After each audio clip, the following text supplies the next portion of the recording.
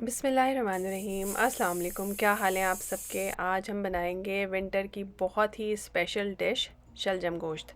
बहुत ही अंडररेटेड है और शलजम की शायद उस तरह से हम कदर नहीं करते हैं जिस तरह से हमें करनी चाहिए।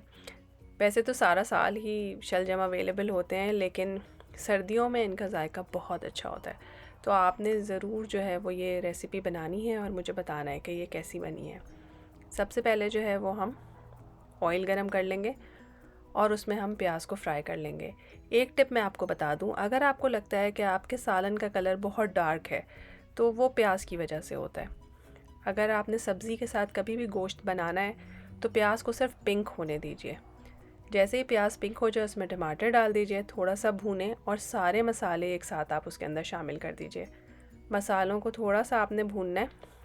और ये टोमेटो प्यूरी है, अगर आप डालना चाहें तो डालें, नहीं डालेंगे तो भी कोई बात नहीं है। बस इससे ज़रा सा कलर ज़्यादा अच्छा हो जाता है। इसको मैं बहुत देर तक नहीं भूनूंगी, थोड़ी देर भूनूंगी क्योंकि मैं गोश्त को प्रेशर कुक कर रही हूँ। अगर आप चाहें तो आप इसको नॉर्मल जिस तरह से हम बनाते हैं देगचियों में वैसे भी बना सकते हैं। बस आपको पता है कि मैं तो टाइम बचाने की पूरी पूरी कोशिश करती हूँ, तो इसीलिए मैं इसको प्रेशर कुक करूँगी।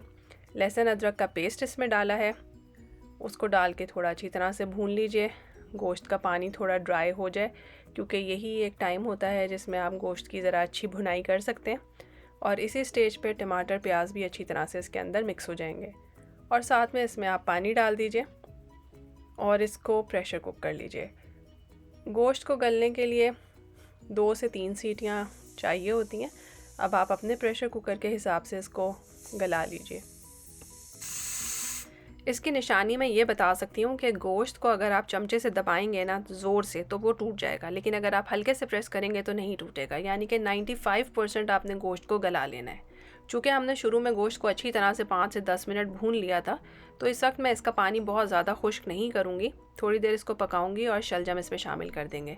आप चाहें तो शलजम को अपने हिसाब से जैसे मर्ज़ी काट सकते हैं, लेकिन मैंने इसको काफ़ी बारीक काटा है ताकि ये अच्छी तरह से गल जाएँ और मिक्स हो जाएँ।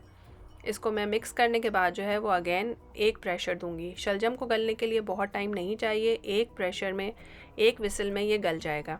और गोश्त में भी जो थोड़ी सी कमी बाकी थी तो वो भी अच्छी तरह से इसी स्टेज पे गल जाएगा। तो अगर आप देगची में पका रहे हैं तो आपको ये अंदाज़ा ख़ुद करना पड़ेगा कि गोश्त जैसे ही गलना स्टार्ट हो जाए आप उसके अंदर शलजम डाल दें ताकि साथ ही शलजम भी गल जाए। तो ये देखिए शलजम और गोश्त दोनों अच्छी तरह से गल गए हैं। और चूँकि गोश्त हमने हद से ज़्यादा पहले नहीं गलाया था तो इस वक्त भी बहुत ज़्यादा गला नहीं है। इस स्टेज पे आप इसे एज इट इज़ भी खा सकते हैं और अगर आप चाहें तो इसको थोड़ा सा रिड्यूस कर सकते हैं। यहाँ पर आप नमक मिर्च भी चख सकते हैं। मिर्चें तो खैर नहीं, लेकिन नमक मैंने थोड़ा सा ज़्यादा डाला था इसमें, क्योंकि शलजम में एक मिठास होती है। और ये है अजीनोमोटो। अच्छा, अजीनोमोटो बहुत से लोग नहीं डालना पसंद करते हैं, लेकिन अगर आप डालेंगे तो इससे टेस्ट काफ़ी इन्हांस हो जाएगा। यहाँ पे मैं साबित हरी मिर्चें डाल दूँगी। मैंने प्रेशर कुकर से इसको कढ़ाई में इसलिए ट्रांसफ़र कर दिया ताकि आपको लुक साफ़ साफ़ नज़र आए कि किस तरह से मैंने इसका सारा पानी रिड्यूस कर लिया है। मुझे ये बहुत ज़्यादा रनी नहीं चाहिए था। और ये मैं इसमें शामिल कर रही हूँ थोड़ी सी चीनी। ये ऑप्शनल है, लेकिन शलजम में एक मिठास होती है, तो जब आप नमक मिर्च इसमें डालते हैं और थोड़ी सी चीनी डालते हैं तो वो बहुत अच्छा सा बैलेंस हो जाता है। बाज़ लोग तो बिल्कुल मीठे शलजम भी पकाते हैं और वो भी मज़े के होते हैं। और ये है जी मैजिक मसाला। इस मैजिक मसाले में गरम मसाला, कुटा हुआ भुना हुआ ज़ीरा और साबुत धनिया, बस यही 3 चीज़ें हैं। ये आपने बिल्कुल एंड में डालना है। कटी हुई मिर्चें और हरा धनिया भी इसी स्टेज पे डलेगा। इसको मिला के 5 से 10 मिनट के लिए दम पे रखें। ऑयल सेपरेट हो जाएगा, बहुत मज़ेदार सी खुशबू आनी स्टार्ट हो जाएगी और ज़बरदस्त सिंपल और झटपट शलजम गोश्त तैयार है। सर्दियों में अगर आपने ये नहीं बनाया ना तो आप यकीन करें आपने कुछ नहीं खाया। बचपन में मैं भी शलजम से बहुत भागा करती थी, लेकिन यकीन करें ये बहुत मज़ेदार है, बहुत हेल्दी है और सर्दियों की डिश सर्दियों में ही खानी चाहिए।